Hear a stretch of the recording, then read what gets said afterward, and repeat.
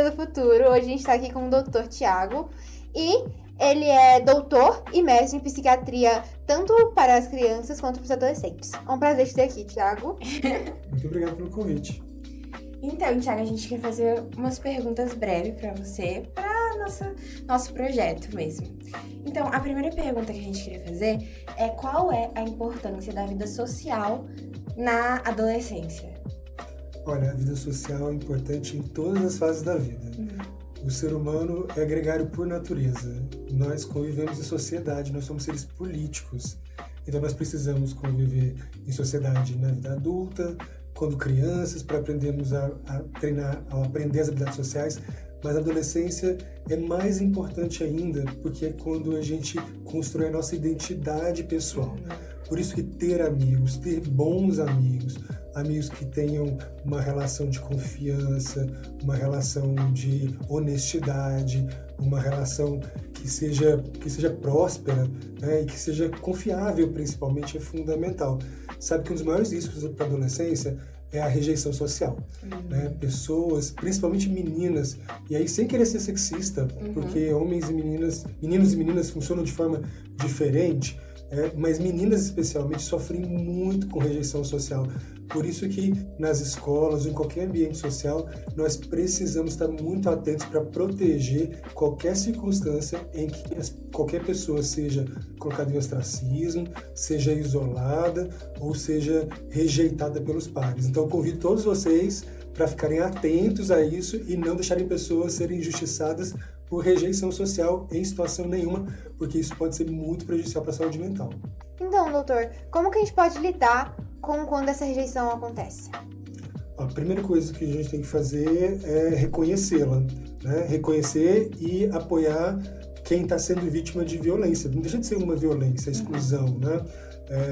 Isso porque normalmente a exclusão também vem acompanhada de constrangimento, né, de eventualmente misoginia, machismo, outros tipos de violência, inclusive violências ligadas à psicofobia, né, que é a aversão ou pelo menos o preconceito ligado a pessoas que são portadoras de algum transtorno mental, sejam eles transtorno de espectro autista, transtornos de personalidade, ou pessoas que têm dificuldades nas habilidades sociais de maneira geral. Então, o mais importante é que cada um de nós seja treinado ou pelo menos aprimore as suas habilidades de tolerância, de inclusão, de senso de justiça, para que a gente possa acolher as diferenças e evitar a violência, né?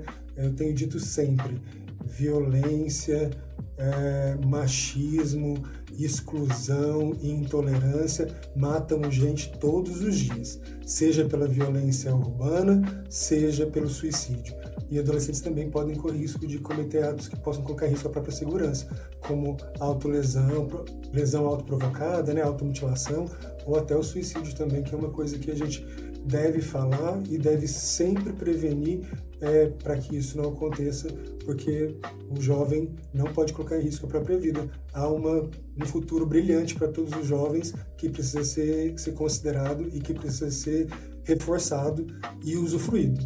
E doutor, como que eu procuro ajuda nesses casos? Olha, a primeira coisa é procurar um adulto de referência.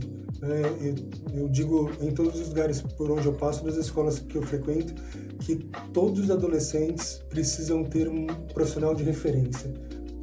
Alguém a quem alguém saiba a quem recorrer quando estiver exposto a uma situação de constrangimento, uma situação de violência, uma situação de insegurança. Então, isso é o primeiro passo, né? Um ambiente escolar que seja seguro.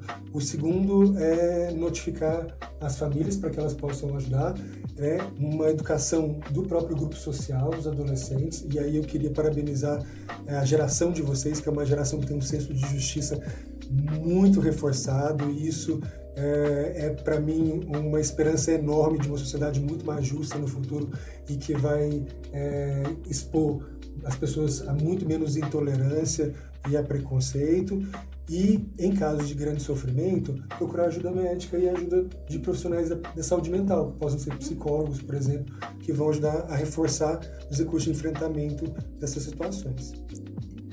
Obrigada, doutor. Foi muito importante a palestra que o senhor deu e esse momento aqui, né? É muito importante também, porque a gente sabe que hoje em dia a nossa geração acompanha muito mais pelas redes e com vídeos curtos. Então, trazer informação por esses meios é muito importante.